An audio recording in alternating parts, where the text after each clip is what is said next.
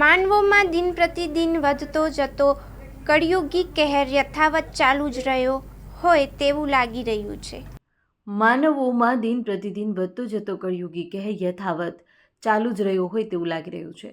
જુઓ સત્ય હકીકત ન્યૂઝના માધ્યમથી. મહીસાગર જિલ્લામાં ફરી એકવાર સીધી જ જમીનોની સોદાગીરી થઈ છે. જનતાના સેવકો જ જમીનો પચાવી પાડનાર ભૂમાફિયાની ઢોંઢ રાજનીતિ કરી રહ્યા છે, તો આમ જનતા કોની પાસે જાય? શું આ કેસમાં તપાસ થશે કે નહીં તે જોવું રહ્યું. લુણાવાડા તાલુકાના મોટા સોનેલા ગામની જમીનમાં જે માલિક હતા એ માલિક નહીં પણ બીજા નામો ચડાવી જમીનો પચાવી પાડનાર ભૂમાફિયાઓ છે.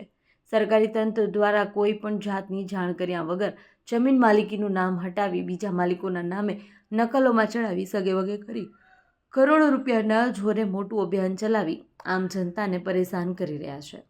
શું આ જમીનો ખરીદી કરનાર કોણ છે અને કોની નજર સમક્ષ આ બધું થઈ રહ્યું છે તે જોવું રહ્યું.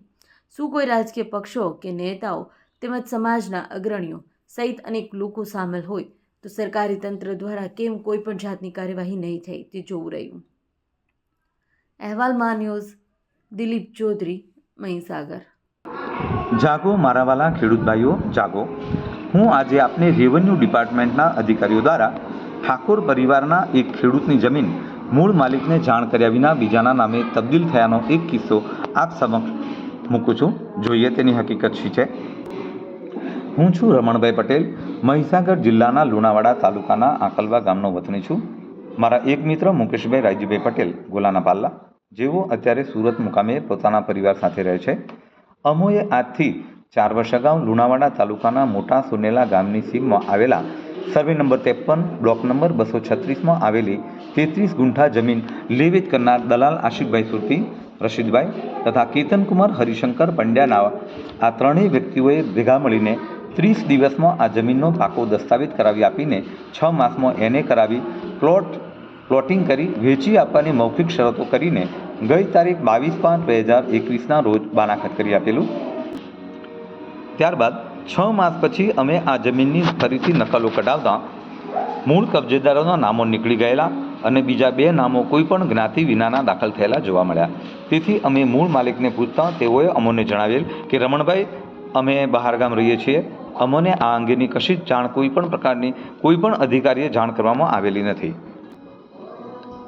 અમારા નામો અમારી જાણ બહાર જેણે પણ આ કૃત્ય કર્યું હશે તે દોષિતો સામે કાયદેસરની કાર્યવાહી કરી અમે પગલાં લઈશું તેવી અમને હૈયાધારણ આપીને તેઓએ મહેરબાન પ્રાંત સાહેબની કોર્ટમાં અપીલ કરતા તારીખ 20/12/2022ના રોજ નોંધ નંબર 46/79થી કમી થયેલા નામો ફરીથી દાખલ થયા. આમ રેવન્યુ ડિપાર્ટમેન્ટના અધિકારીઓ આર્થિક રીતે સમૃદ્ધ વ્યક્તિઓના સંપર્કમાં રહીને કેટલાય ખેડૂતોની જમીનોમાં મૂળ માલિકની જાણ બહાર અમારા જેવા ખેડૂતોની જમીનો સગેવગે કરવાનું કૌભાંડ ચાલતું હશે તેવી શંકાના આધારે અમોએ RTE એક્ટ 2005 હેઠળ માહિતી માગેલી, જેમાં જાણવા મળ્યું કે નવા નામો દાખલ થયા તેના અરજદાર જે તે વખતના મામલતદાર શ્રી પોતે છે. આમ તો કોઈ પણ અરજી હોય તો તેમાં ખેડૂત ખાતેદાર હોય છે, પરંતુ આ કેસમાં અરજદાર તરીકે મામલતદાર શ્રી પોતે છે. એ પણ એક તપાસ અને સંશોધનનો વિષય છે એવું અમારું માનવું છે.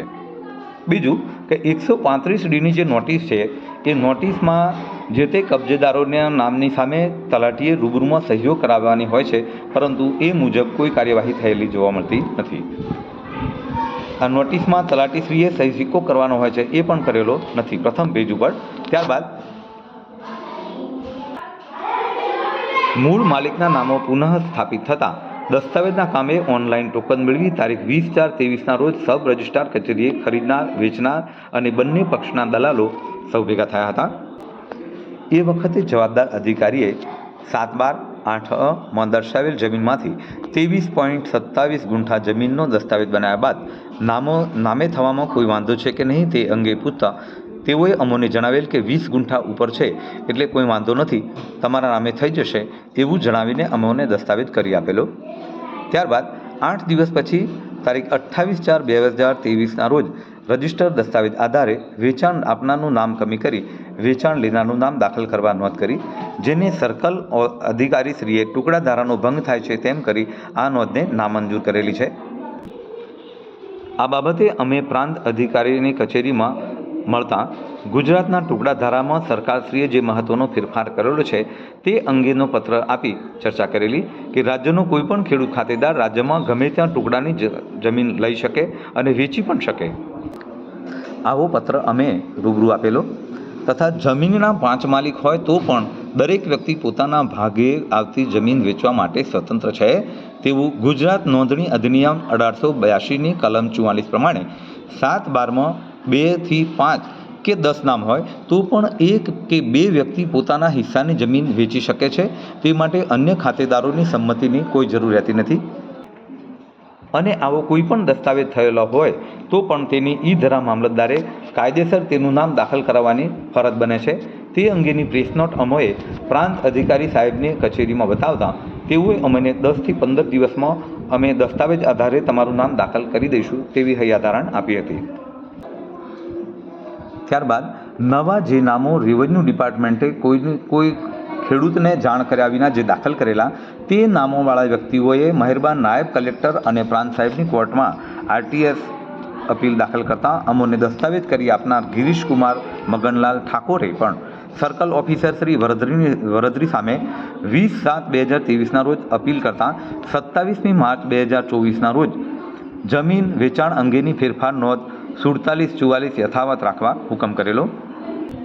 આ હુકમ મળતા સામાવાળાઓએ મહેરબાન કલેક્ટર સાહેબની કોર્ટમાં RTS રિવિઝન અરજી દાખલ કરેલી, જેમાં સમગ્ર કેસની રજૂઆતોના આધારે તારીખ 9/9/2024ના રોજ સામાવાળા અરજદારની અરજી નામંજૂર કરવામાં આવે છે અને આસિસ્ટન્ટ કલેક્ટર શ્રી પ્રાંત કચેરીના હુકમ કાયમ રાખવામાં આવે છે તેવી નોંધ કરી હતી. ત્યારબાદ અમોએ ગઈ તારીખ 22/12/2023ના રોજ મહેરબાન કલેક્ટર સાહેબને એક અરજી આપેલી, જેમાં અમે આ સમગ્ર હકીકતનો પર્દાફાશ કરેલો. તેમાં અમે સ્પષ્ટ જણાવેલું હતું કે રજિસ્ટર દસ્તાવેજના આધારે અમારું નામ દાખલ થાય તે અંગે અરજ કરતો મહેરબાન કલેક્ટર સાહેબશ્રીએ પણ આસિસ્ટન્ટ કલેક્ટર શ્રી પ્રાંત કચેરી લુણાવાડાને પત્ર પાઠવેલ, જેમાં સ્પષ્ટ લખ્યું હતું કે રજિસ્ટર વેચાણ દસ્તાવેજ નંબર 15/24/2023થી ખરીદ કરેલ જમીનની નોંધ નામંજૂર કરેલ હોય આધાર પુરાવાઓને ધ્યાને લઈ કસૂરવારો સામે કાયદાકીય પગલાં લઈ વેચાણ દસ્તાવેજ આધારે નોંધ મંજૂર કરી ન્યાય આપવા અંગેની રજૂઆત મહેરબાન કલેક્ટર સાહેબે કરેલી. તેમ છતાં તેમના હુકમની પણ અવગણના થયેલી જોવા મળે છે. આ બાબતે અમોએ ગઈ તારીખ 8/2/2024ના રોજ માનનીય મુખ્યમંત્રી શ્રી ભૂપેન્દ્રભાઈ પટેલને પણ આ સમગ્ર હકીકત અંગે અરજી આપેલી છે અને અમોને વહેલી તકે ન્યાય મળે તે માટે અમે ન્યાયની માંગ કરેલી છે. આ મહેરબાન કલેક્ટર સાહેબની સૂચનાઓનું પણ અવગણના કરવામાં આવે છે અને આ અંગે અમોને અરજદાર તરીકે કોઈપણ પ્રકારની ટેલિફોનિક અથવા તો RPDથી પણ કોઈપણ પ્રકારની જાણ કરવામાં આવતી નથી. વધારે ન કહેતા અમે આ જમીન બાનાખત કર્યા પછી રેવન્યુ ડિપાર્ટમેન્ટ દ્વારા જમીનના મૂળ માલિકની જાણ બહાર અધિકારીઓ એકબીજાના સંપર્કમાં રહીને જે ષડયંત્રો ચલાવીને અમારા જેવા કેટલાય માણસોને આર્થિક અને માનસિક ટેન્શનમાં રહીને માથે હાથ દઈ રોવાનો વારો આવેલો હશે તે એક તપાસનો વિષય છે. અમોને રજિસ્ટર દસ્તાવેજના આધારે અમારું નામ ભાગીદાર તરીકે સત્વરે દાખલ થાય અથવા તો દાખલ થાય તેવો ઉચ્ચ કક્ષાએથી આદેશ થાય તેવું અમે ઈચ્છી રહ્યા છીએ. આ સાથે મારા વક્તવ્યને હું વિરામ આપું છું. જય હિન્દ.